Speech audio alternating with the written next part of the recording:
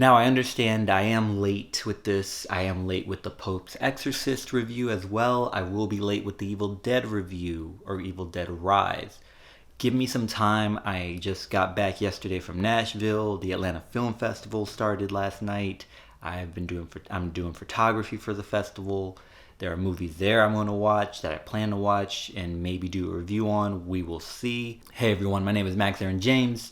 This review of the movie Renfield, written by Robert Kirkman and Ryan Ridley, directed by Chris McKay, stars Nicholas Hoult, Nicolas Cage, and Awkwafina. Now, if you are pretty familiar with Count Dracula lore and the original films, or original story even, then you may be familiar with Renfield. Renfield is a servant of Dracula, and in this film, after about a century of servitude to Count Dracula, being granted immortality and abilities, superhuman abilities after eating bugs, preferably spiders, Renfield decides he no longer wants to take part in helping Dracula feast on innocent lives. Not always innocent, but still taking a life.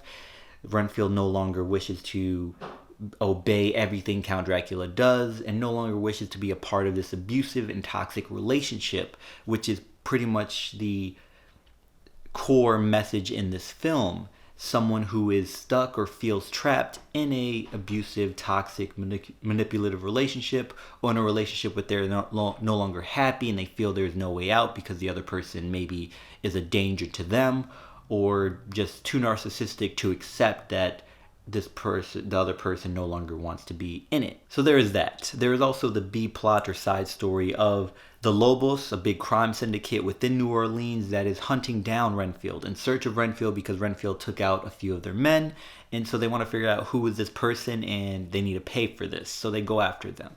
And I thought that was an interesting dynamic or interesting part to add to the story.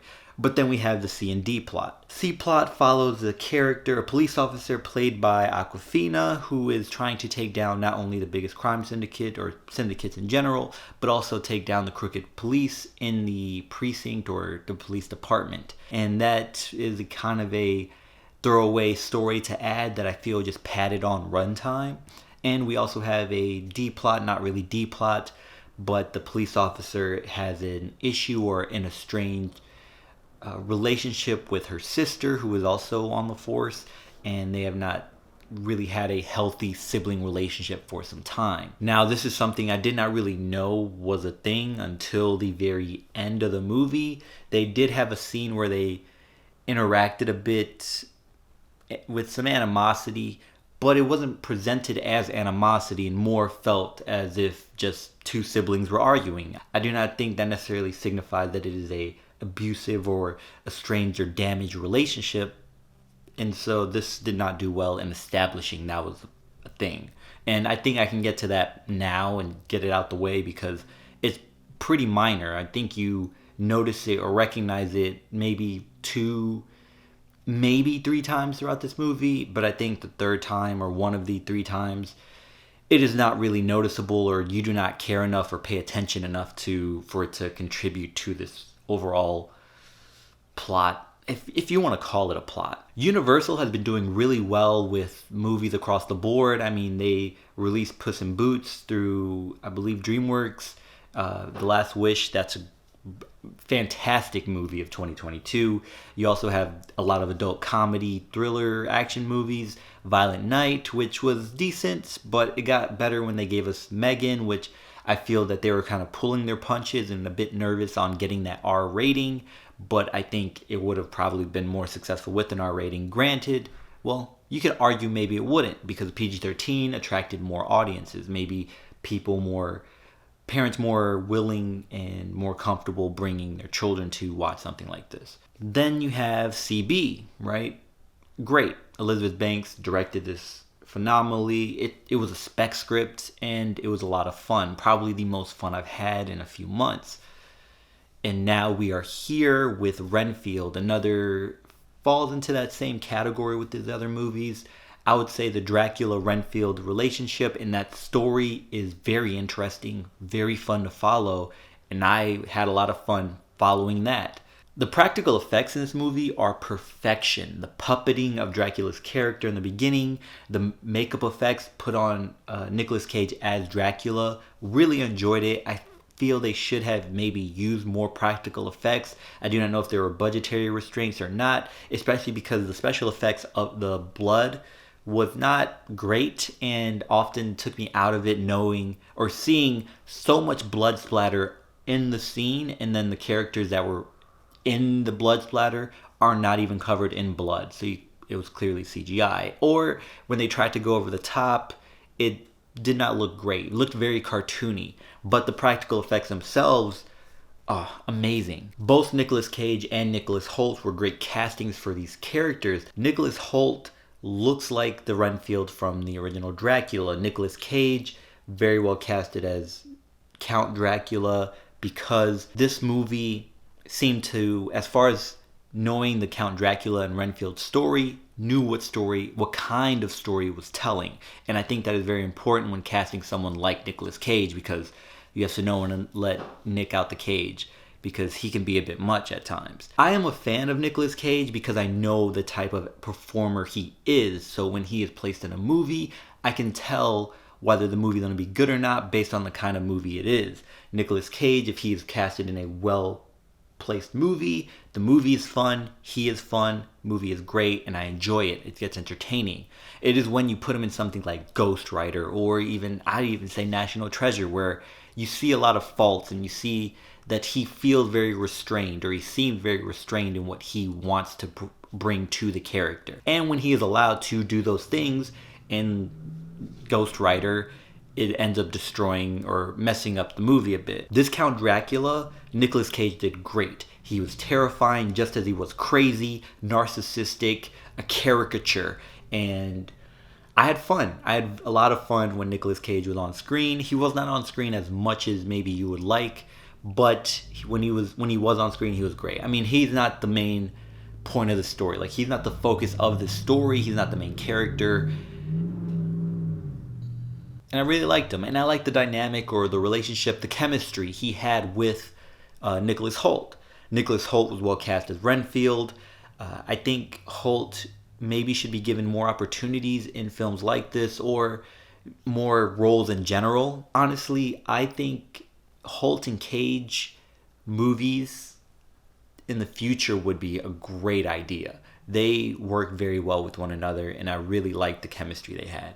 When they were both on screen, whether they were fighting each other or just talking with one another, it was always an interesting thing to watch to me. Renfield is often not represented in movies or Dracula movies or vampire movies in general, and I really liked when I went back and watched the 1931 Dracula, and I really enjoyed it, and this made me look forward to how they were going to portray Renfield in this movie, considering Renfield is not brought up a lot, especially now.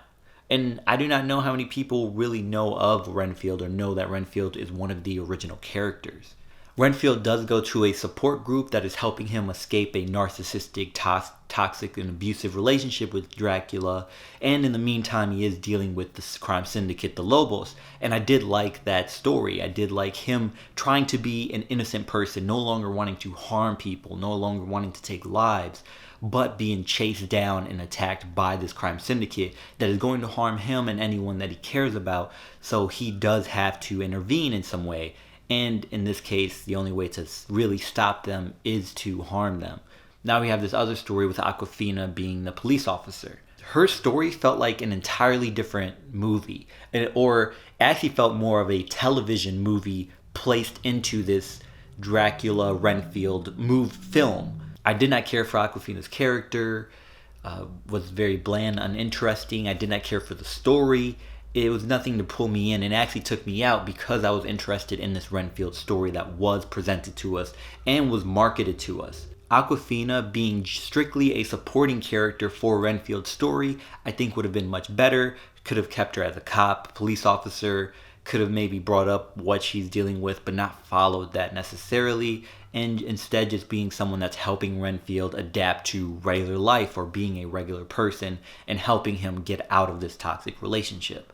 I think I would have been much more interested in that kind of thing instead of watching this uninteresting story of her trying to take down these cops and whatnot. There is one ridiculous line where someone tells her, your father was one of the most uncorruptible police officers on the force, which was a weird line to say and just told me that, okay, this is clearly about corruption.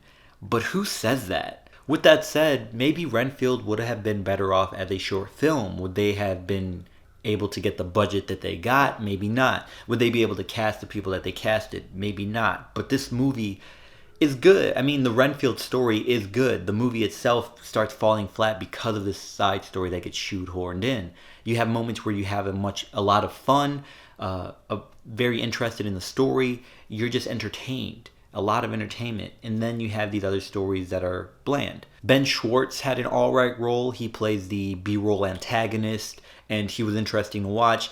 I did not lose interest when his character was on screen. He was goofy. He was the guy who screws up, and when trying to help the antagonist, and he was good. Brandon Scott Jones did phenomenal with the little screen time he was given.